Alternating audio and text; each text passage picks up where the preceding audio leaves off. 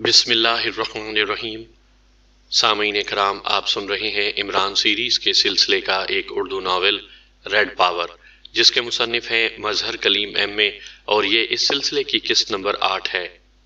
مجھے امید ہے آپ کو میری یہ کاوش پسند آ رہی ہوگی۔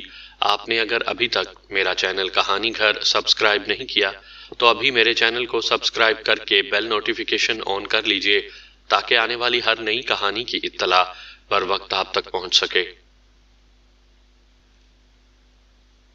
فیکٹری سے بے نیل و مرام واپس آنے کے بعد جولیا نے ذہنی طور پر ہتھیار ڈال دیے تھے۔ اس نے سوچ لیا تھا کہ وہ اپنی ناکامی کا اب برملا اعلان کر دے گی، کیونکہ اس کے نقطہ نظر سے وہ پہلے ہی کیس میں بری طرح ناکام ہو گئی تھی۔ اس نے سر سلطان سے واپسی کے بعد بھی بات کی تھی، لیکن سر سلطان نے اسے تسلی دی تھی کہ اس طرح گھبرانے کا کوئی فائدہ نہیں۔ مجرم اکثر ایسا دھوکہ دینے میں کامیاب ہو جاتے ہیں۔ وہ ہمت نہ ہارے بلکہ اپنے کام میں مصروف رہے، لیکن جولیا جانتی تھی کہ اب کوئی فائدہ نہیں، اس سے یہ کیس حل نہ ہو سکے گا۔ لیکن X2 مسلسل غائب تھا۔ جولیا کے ذہن میں اس کی دو صورتیں تھیں۔ ایک تو یہ کہ X2 پاکیشیا سے چلا گیا ہے اور ابھی اس کی واپسی نہیں ہوئی، اور دوسری صورت یہ تھی کہ X2 یہاں موجود ہے لیکن وہ صرف چیک کر رہا ہے۔ در حقیقت اس وقت جولیا کو عمران کی شدید کمی محسوس ہو رہی تھی۔ وہ سوچ رہی تھی کہ وہ ہر وقت عمران کو برا بھلا تو ضرور کہتی رہی ہے، لیکن یہ عمران ہی ہے جو ایسے مجرموں سے نمٹنے کا صحیح طریقہ جانتا ہے۔ لیکن اب عمران بھی یہاں موجود نہ تھا، اور ترمذی کے کہنے کے مطابق عمران اور اس کے باقی ساتھی کسی ساجان سینٹر میں ہلاک ہو چکے ہیں، لیکن اس کا دل کہہ رہا تھا کہ یہ اطلاع غلط ہے۔ عمران کو موت نہیں آ سکتی، عمران نہیں مر سکتا، لیکن عمران کہاں تھا یہ بات وہ بھی نہ جانتی تھی۔ کیا خادم ملکہ عالیہ کی خدمت میں حاضر ہو سکتا ہے؟ اچانک دروازے سے عمران کی مخصوص آواز سنائی دی، اور جولیا جو منہ لٹکائے بیٹھی تھی عمران کی مخصوص آواز سن کر اس بری طرح اچھلی جیسے اس کے پیروں تلے بم پھٹ گیا ہو۔ اس کی پھٹی پھٹی آنکھیں دروازے پر جمی ہوئی تھیں، جہاں عمران سینے پر ہاتھ رکھے رکوع کے بل جھکا ہوا تھا۔ جولیا نے بے اختیار دونوں ہاتھوں سے اپنی آنکھیں ملنی شروع کر دیں، جیسے اسے یقین نہ آ رہا ہو کہ وہ واقعی جیتی جاگتی آنکھوں سے عمران کو دیکھ رہی ہے یا اس کا ذہنی تصور ہے۔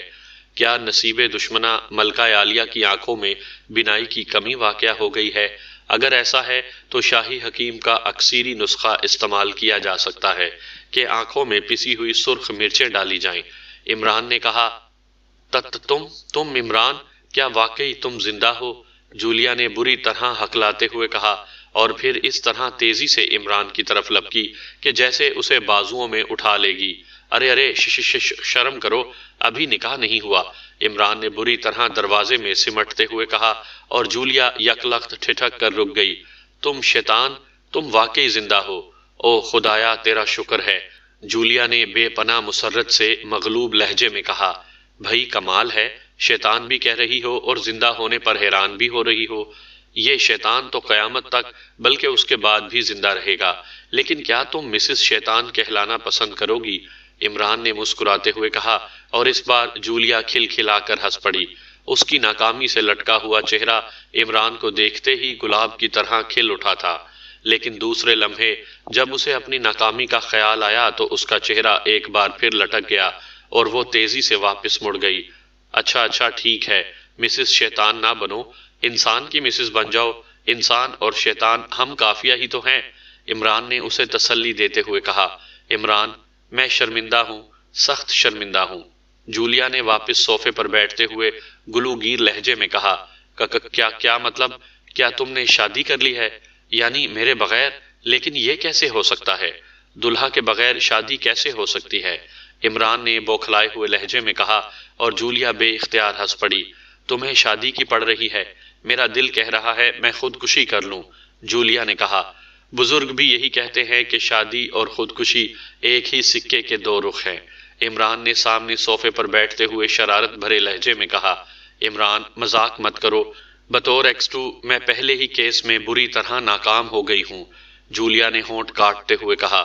بطور X2 ناکام ہو گئی ہو؟ وہ تو ظاہر ہے ہونا ہی تھا، X2 کب کامیاب ہوتا رہا ہے جو تم ہو جاؤ گی؟ اسی لیے تو وہ بیچارہ شرم کے مارے منہ پر نقاب ڈالے پھرتا رہتا ہے، شرمندگی کی وجہ سے کسی کو منہ بھی نہیں دکھا سکتا، عمران نے کہا۔ اور جولیا شاید نہ چاہنے کے باوجود بھی عمران کی اس توجیہ پر کھل کھلا کر ہنس پڑی۔ مذاق نہیں، میں سچ کہہ رہی ہوں، جولیا نے ہنستے ہوئے کہا۔ اس کا موڈ پہلے کی نسبت خاصا بحال ہو چکا تھا۔ میں بھی مذاق نہیں کر رہا۔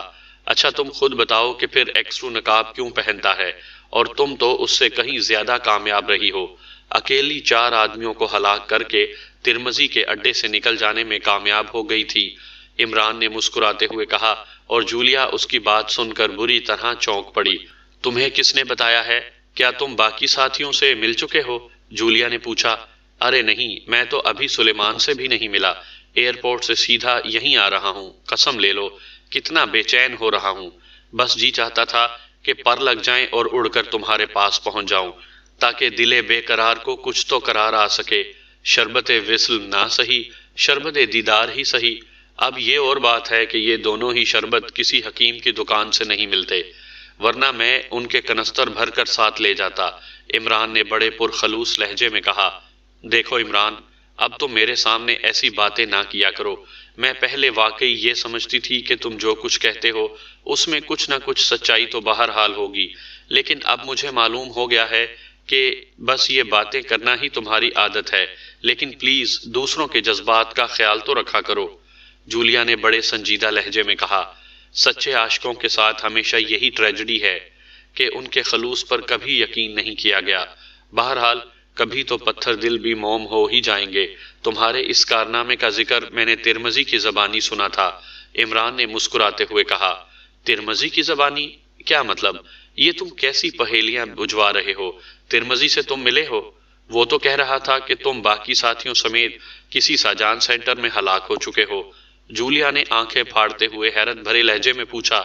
اسے اپنی زندگی کا یقین دلانے ہی تو واپس آیا ہوں، بہرحال صرف تم ہی ناکام نہیں رہی، اس بار میں بھی پوری طرح کامیاب نہیں رہا، عمران نے جان بوجھ کر اپنے لیے لفظ ناکام استعمال نہیں کیا۔ کیا مطلب؟ کیا پاور لینڈ تباہ نہیں ہو سکا؟ باقی ساتھی تو بخیریت ہیں، جولیا نے چونکتے ہوئے پوچھا۔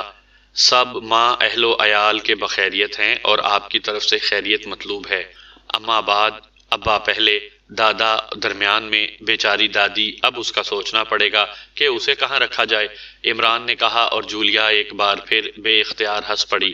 اب اس کا چہرہ پوری طرح نارمل ہو چکا تھا۔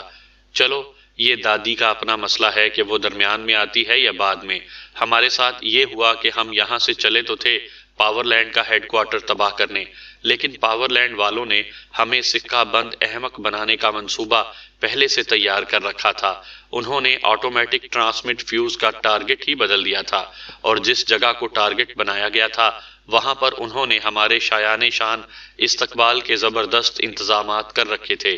اس ٹارگٹ کا نام ساجان سینٹر تھا، اور وہاں پاور لینڈ کی چیئرمین لیڈی ایشلے بذات خود ہمارے گلے میں ہار ڈالنے کے لیے موجود تھی، چنانچہ ہم اپنے طور پر تو یہی سمجھتے رہے کہ ہم پاور لینڈ کے ہیڈ کوارٹر پہنچ گئے ہیں، لیکن ہم جا پہنچے ساجان سینٹر، اور پھر وہاں ایک اور مسئلہ بن گیا۔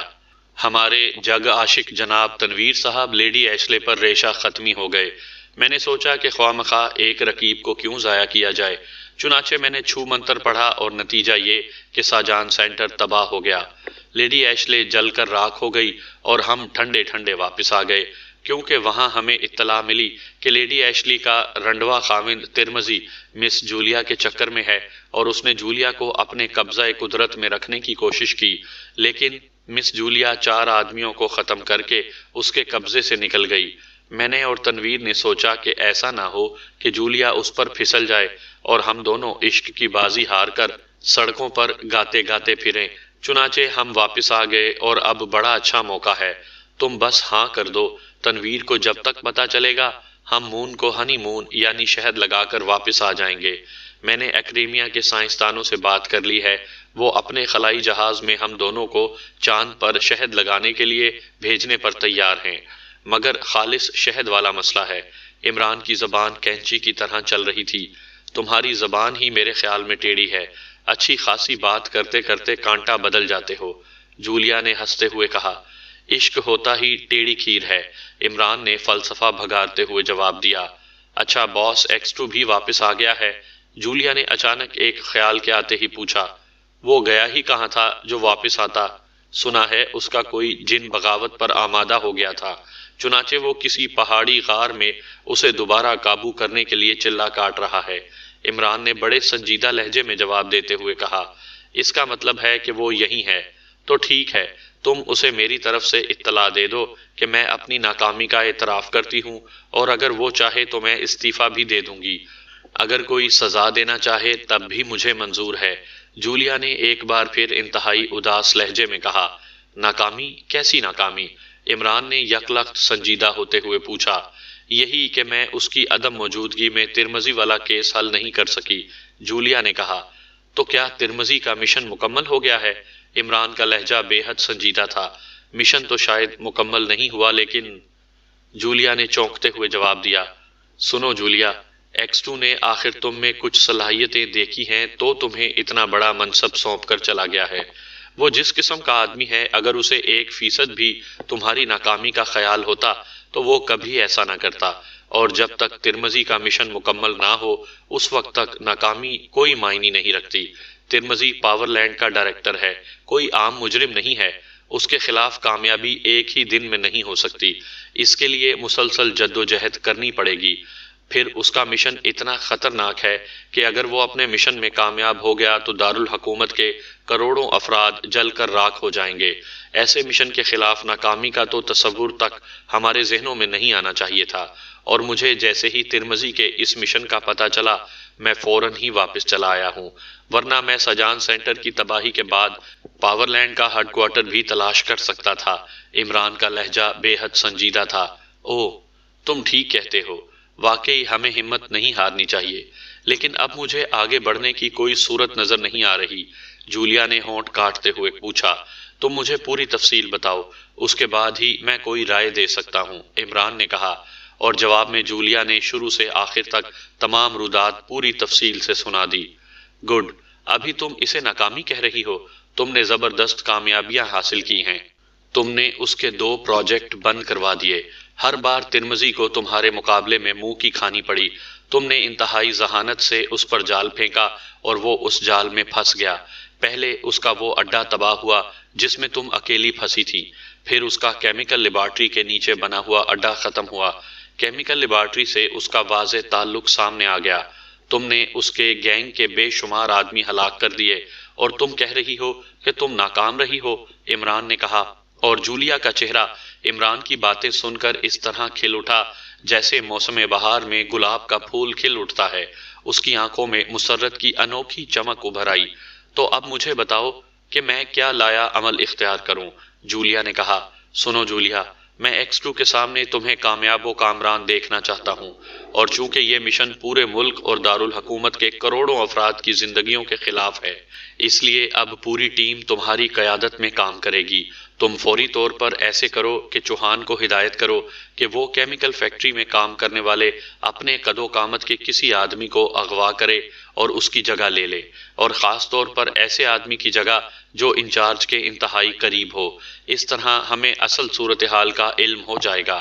ویسے میں نے وہاں ساجان سینٹر میں ہی لیبارٹری تک پہنچنے کا کلو حاصل کر لیا تھا، لیکن یہاں آتے ہی جب میں نے چیکنگ کی تو وہ سارے آدمی غائب ہیں۔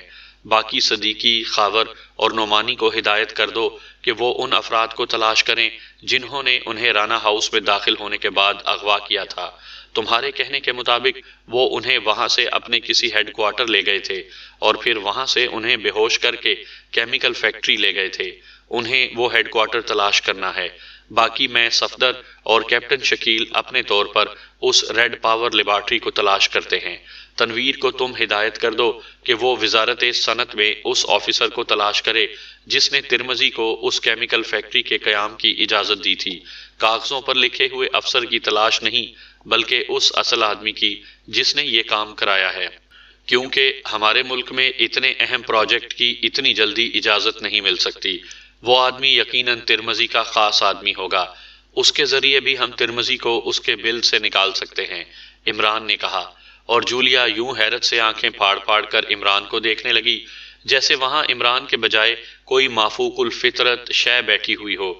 اتنے غور سے مجھے نہ دیکھو، مجھے شرم آ رہی ہے، عمران نے یکلخت کسی کنواری لڑکی کی طرح سمٹتے اور لجاتے ہوئے کہا۔ اس کے چہرے پر ایک بار پھر حماقتوں کا نقاب چڑھ گیا تھا۔ اب اس کا چہرہ دیکھ کر ایسے محسوس ہوتا تھا جیسے سنجیدگی اسے چھو کر بھی نہیں گزری۔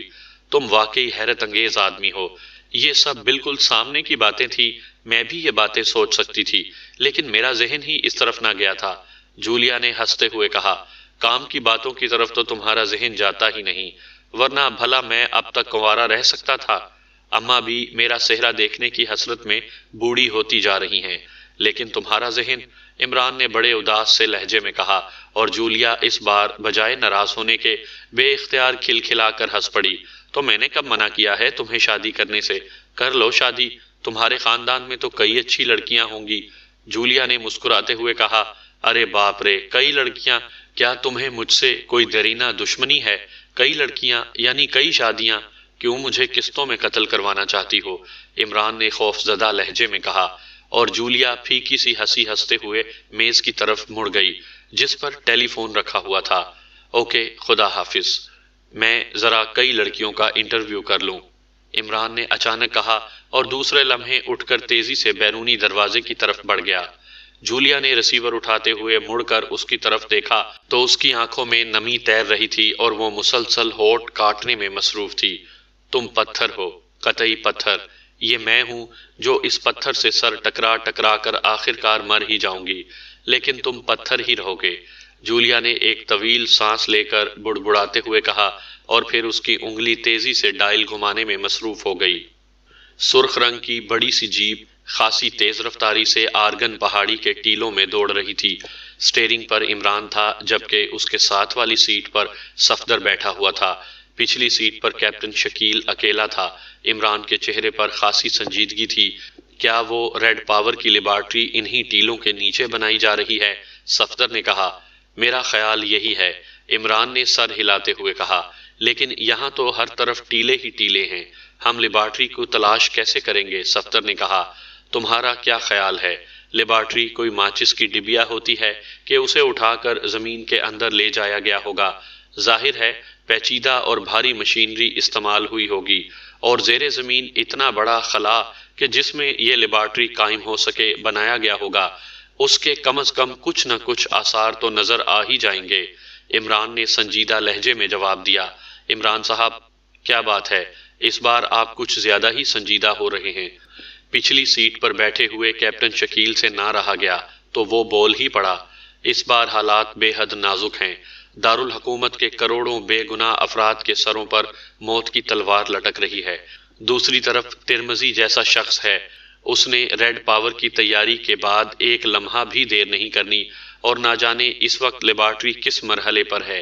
ایک ایک لمحہ قیمتی ہے، عمران نے اسی طرح سنجیدہ لہجے میں کہا۔ صفدر اور کیپٹن شکیل دونوں نے ہی سر ہلا دیا۔ واقعی عمران سچ کہہ رہا تھا، حالات بے حد نازک اور سیریس تھے۔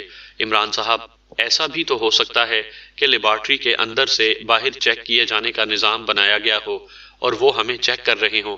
صفدر نے کہا، اگر ایسا ہے تب بھی ہمیں کوئی فرق نہیں پڑے گا، بلکہ زیادہ آسانی ہو جائے گی، وہ ہم پر وار کر کے اپنا راز خود کھول دیں گے، عمران نے کہا، اور اسی لمحے اس نے جیپ ایک ٹیلے کے پیچھے سے موڑی اور پھر زور سے بریک لگا دیے۔ جیپ ایک زوردار جھٹکے سے رک گئی۔ مجھے یہ جگہ مشکوک لگ رہی ہے، نیچے آ جاؤ، عمران نے ادھر ادھر دیکھتے ہوئے کہا، اور پھر وہ کود کر نیچے اتر آیا۔ صفدر اور کیپٹن شکیل نے بھی اس کی پیروی کی۔ وہ نیچے اتر کر غور سے ادھر ادھر دیکھ رہے تھے، لیکن ہر طرف وہی عام سے ٹیلے تھے اور کچھ بھی نہ تھا۔ یہاں کیا چیز مشکوک ہے؟ کیپٹن شکیل نے حیرت بھرے لہجے میں کہا، تم اس ٹیلے کو دیکھ رہے ہو، یہ ٹیلا مصنوعی ہے، اصلی نہیں ہے۔ عمران نے سامنے موجود ایک بڑے سے ٹیلے کی طرف اشارہ کرتے ہوئے کہا، مصنوعی ہے؟ دونوں نے بیک آواز ہو کر کہا، اور پورے غور سے اس ٹیلے کو دیکھنے لگے، لیکن ٹیلا کسی بھی لحاظ سے مصنوعی نہ لگ رہا تھا۔ کیسے مصنوعی ہے عمران صاحب؟ میری سمجھ میں تو کچھ نہیں آ رہا، صفدر نے کہا۔ سمجھ میں کچھ آ جاتا تو تمہیں سیکرٹ سروس کی نوکری کیوں کرنی پڑتی؟ کسٹم اور انکم ٹیکس کے محکمے میں چپڑاسی ہی لگ جاتے تو وارے نیارے ہو جاتے تمہارے، عمران نے کہا، اور دوسرے لمحے اس نے جیب سے ریوالور نکال کر اس کا رخ اس ٹیلے کی طرف کیا اور ٹریگر دبا دیا۔ ایک زوردار دھماکہ ہوا اور گولی اس ٹیلے سے جا ٹکرائی، مگر دوسرے لمحے صفدر اور کیپٹن شکیل واقعی بے اختیار اچھل پڑے۔ گولی ٹیلے کی چٹان سے ٹکرا کر پلٹی نہ تھی، بلکہ اس طرح اس چٹان میں گھس کر غائب ہو گئی تھی جیسے وہ چٹان کارک یا فوم کی بنی ہوئی ہو۔ اب یقین آ گیا، عمران نے مسکراتے ہوئے کہا، اور پھر ریوالور کو ہاتھ میں پکڑے وہ آگے بڑھ گیا۔ صفدر اور کیپٹن شکیل بھی ہونٹ کاٹتے ہوئے محتاط قدموں سے اس کے پیچھے چلنے لگے۔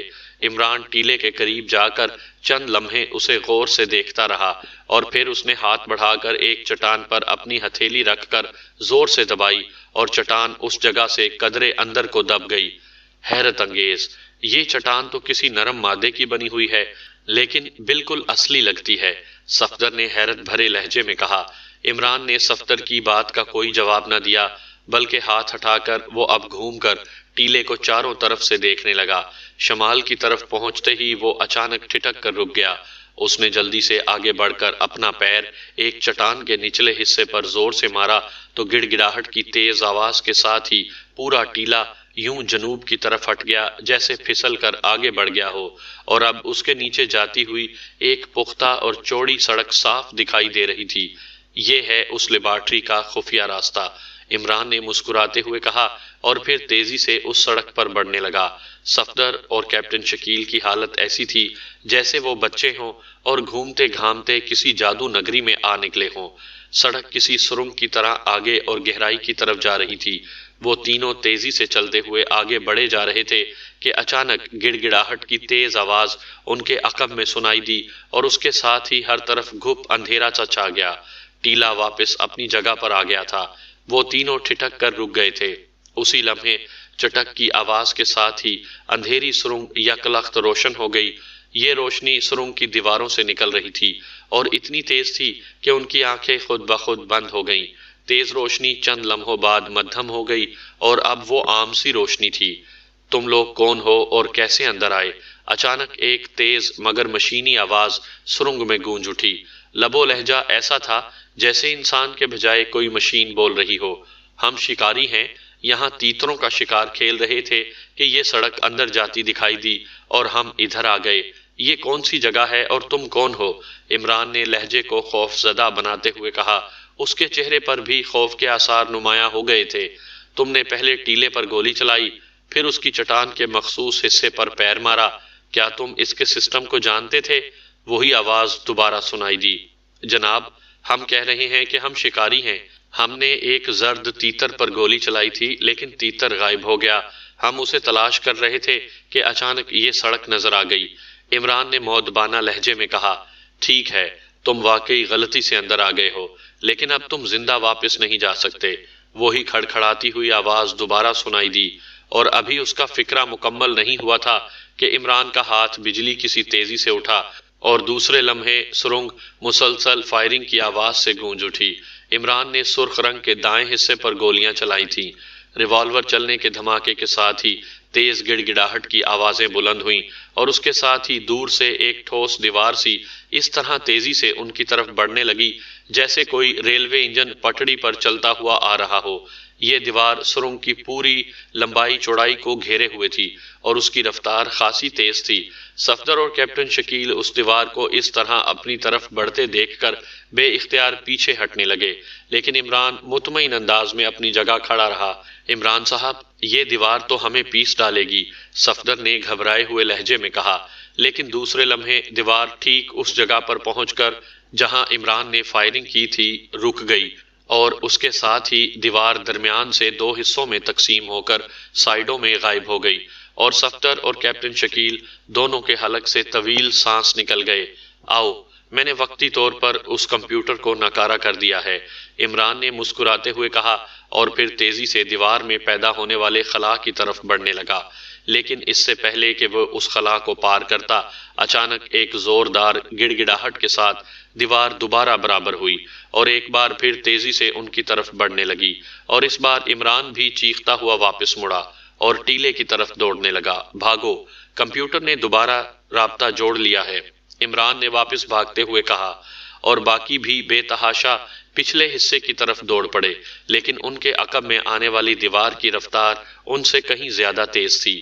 اور اب انہیں اپنی خوفناک موت یقینی نظر آ رہی تھی، کیونکہ سامنے وہ چٹان تھی جس نے راستہ بند کیا ہوا تھا اور پیچھے وہ دیوار تیزی سے آگے بڑھی آ رہی تھی۔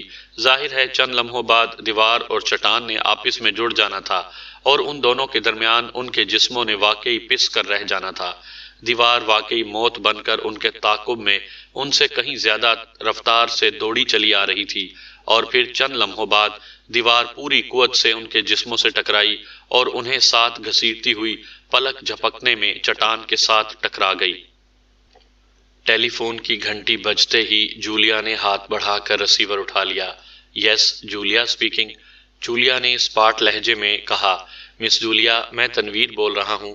میں نے وزارت صنعت میں اس آدمی کو ٹریس کر لیا ہے جس نے اس کیمیکل کا پرمٹ دلانے میں سارا کام کیا تھا، لیکن مس جولیا، وہ شخص اجازت دلانے کے بعد محکمے سے استعفے دے کر ملک سے باہر چلا گیا ہے اور پھر وہ واپس نہیں آیا۔ اس کا نام صدیقی ہے اور وہاں سیکشن آفیسر تھا۔ اس نے دن رات بھاگ دوڑ کی اور بے تحاشا رشوت دے کر مہینوں میں ہونے والا کام گھنٹوں میں کروا لیا۔ میں نے اس کی رہائش گاہ کا بھی پتہ کیا تاکہ اگر اس کے بچے وغیرہ ہوں تو ان سے صدیقی کا پتہ چل سکے، لیکن معلوم ہوا ہے کہ وہ غیر شادی شدہ تھا۔ تنویر نے ایک ہی سانس میں پوری تفصیل بتاتے ہوئے کہا، اس کا مطلب ہے ترمذی نے کام لینے کے بعد اسے پکچر سے ہی غائب کروا دیا ہے۔ اب معلوم نہیں کہ وہ واقعی باہر گیا ہے یا اسے قتل کر کے کہیں دفن کر دیا گیا ہے۔ بہرحال یہ کلو تو ختم ہو ہی گیا۔ جولیا نے ہونٹ چباتے ہوئے کہا، مس جولیا، میرے ذہن میں ایک اور بات آئی ہے۔ میں نے اس فیکٹری کی فائل میں سے ڈرلنگ رپورٹ دیکھی ہے۔ اس کی تمام مشینری کو یہاں کی ایک مقامی کلیئرنگ کمپنی نے ایئرپورٹ کارگو سے وصول کر کے اسپاٹ پر پہنچایا ہے۔ ان کے انچارج سے ہمیں معلومات مل سکتی ہیں کہ کون سی مشینری آئی اور کہاں کہاں سے اسے ان لوڈ کیا گیا۔ شاید اس طرح کوئی کلو مل جائے۔ تنویر نے کہا، ہاں ایسا بھی ہو سکتا ہے، شاید کوئی اہم کلو مل جائے، لیکن وہ لوگ اپنے پیشہ ورانہ راز بتائیں گے۔ میں سیکرٹ سروس کا کارڈ استعمال نہیں کرنا چاہتی، جولیا نے کہا۔ مس جولیا، کارڈ استعمال کرنے کی ضرورت ہی نہیں، میں ان لوگوں کے حلق سے سب کچھ اگلوا لوں گا، تنویر نے اپنے مخصوص لہجے میں کہا۔ تو پھر ایسا ہے کہ میں تمہارے ساتھ رہوں گی، ورنہ تمہاری فطرت ایسی ہے کہ تم غصے میں کلو حاصل کرنے کے بجائے آدمی کا ہی خاتمہ کر دو گے، جولیا نے سر ہلاتے ہوئے کہا۔ ٹھیک ہے، مجھے بھلا کیا اعتراض ہو سکتا ہے؟ یہ ماڈرن کلیئرنگ کمپنی ہے، شاہ جہان روڈ پر ان کا دفتر ہے۔ آپ وہاں پہنچ جائیں، میں آپ کا وہیں انتظار کروں گا۔ تنویر نے فوراً ہی حامی بھری، کیونکہ جولیا کے سامنے بہادری دکھانے کا موقع بھلا وہ کب چھوڑ سکتا تھا۔ ٹھیک ہے، میں پہنچ رہی ہوں، جولیا نے کہا، اور ریسیور رکھ کر وہ تیزی سے اٹھی اور ڈریسنگ روم کی طرف بڑھ گئی۔ چند لمحوں بعد جب وہ واپس نکلی تو اس نے مقامی میک اپ کر لیا تھا اور اب وہ کوئی مقامی لڑکی لگتی تھی۔ لباس بھی مقامی لڑکیوں جیسا ہی تھا، اور پھر وہ تیزی سے فلیٹ سے باہر آئی اور چند لمحوں بعد اس کی کار شاہ جہان روڈ کی طرف اڑی جا رہی تھی۔ شاہ جہان روڈ پر ایک بڑی عمارت پر اسے ماڈرن کلیئرنگ ایجنسی کا بورڈ لگا ہوا اب ذہن میں آ گیا تھا، اس لیے وہ کچھ مطمئن انداز میں اسی طرف کار دوڑائی جا رہی تھی۔ تھوڑی دیر بعد وہ اس عمارت کے سامنے پہنچ گئی۔ وہاں تنویر پہلے سے موجود تھا۔ جولیا نے کار اس کے قریب جا کر روکی اور پھر دروازہ کھول کر نیچے اتر آئی۔ آپ مس جولیا؟ تنویر نے قدرے ہچکچاتے ہوئے پوچھا، کیونکہ جولیا نئے میک اپ میں تھی، شاید اس نے کار کو دیکھ کر پہچانا تھا۔ ہاں، آؤ، معلومات کس سے ملیں گی؟ جولیا نے دفتر کے مین دروازے کی طرف بڑھتے ہوئے سر ہلا کر کہا۔ مینیجر سے بات کرتے ہیں، تنویر نے کہا اور تیز تیز قدم اٹھاتا اس کے ساتھ ہی مین گیٹ کی طرف بڑھ گیا۔ مین گیٹ سے وہ ہال کمرے میں داخل ہوئے جہاں 10-12 میزوں پر کام ہو رہا تھا اور کافی لوگ وہاں موجود تھے، جبکہ ایک طرف ایک بڑے کمرے کے دروازے پر مینیجر کی تختی لگی ہوئی تھی اور دروازے کے سامنے ایک کاؤنٹر کے پیچھے ایک مقامی لڑکی ٹیلی فون سامنے رکھے بیٹھی ہوئی تھی۔ یہ شاید مینیجر کی سیکرٹری تھی۔ جولیا سیدھی اس لڑکی کی طرف بڑھ گئی۔ جی فرمائیے، لڑکی نے کاروباری انداز میں جولیا اور تنویر کو کاؤنٹر کے قریب رکتے ہوئے دیکھ کر پوچھا۔ مینیجر صاحب اندر موجود ہیں؟ ہمیں ایک بہت بڑی لاٹ کی کلیئرنگ کے سلسلے میں بات کرنی ہے، جولیا نے مسکراتے ہوئے کہا۔ او یس، موجود ہیں، ایک منٹ، لڑکی نے بڑی لاٹ کا سنتے ہی جلدی سے کہا اور پھر رسیور اٹھا کر اس نے ایک بٹن دبا دیا۔ جناب، ایک نئی پارٹی آپ سے بات کرنا چاہتی ہے، بہت بڑی لاٹ کی کلیئرنگ کے سلسلے میں، لڑکی نے مؤدبانہ لہجے میں کہا۔ نہیں جناب، وہ خود موجود ہیں، لڑکی نے دوسری طرف سے بات سنتے ہوئے جواب دیا۔ ٹھیک ہے جناب، لڑکی نے کہا اور رسیور رکھ دیا۔ تشریف لے جائیے، لڑکی نے کاروباری انداز میں مسکراتے ہوئے کہا، اور جولیا اور تنویر سر ہلاتے ہوئے مینیجر کے دروازے کی طرف بڑھ گئے۔